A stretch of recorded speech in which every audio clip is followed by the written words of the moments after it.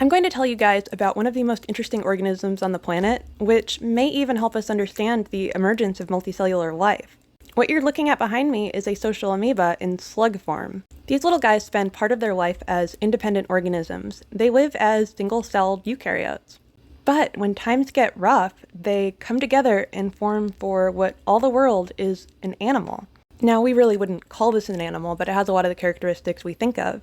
They have different cells that have different jobs inside of it. It has a distinct front, a distinct back, a distinct up and down. Some of the cells will take the job of bringing bacteria along with them. They'll eat up bacteria, but they won't digest them.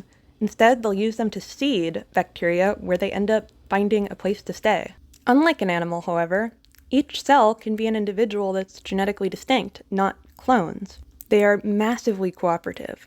If that sounds like a primitive form of agriculture, you're right. It is. In fact, they'll take it one step further. When they start their sexual reproductive cycle, which, by the way, they have 3 sexes and they have a rock, paper, scissors form of sexual reproduction, they'll spread little spores with their offspring in them, but they'll also contain a bacteria that they can grow where they end up going. They only engage in sexual reproduction when there's a scarcity of food. Otherwise, they can just clone themselves. Now, their sexual reproductive cycle is interlinked with their slug cycle. They do both of these things when they have a lack of nutrients in the environment, but we don't entirely understand how they choose to do one or the other.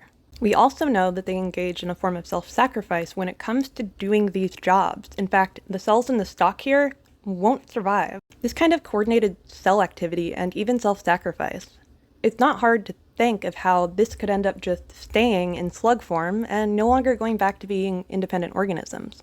This kind of interaction could be one way that multicellular life evolved on Earth. Of course, it's fully possible that multicellularity evolved several independent times.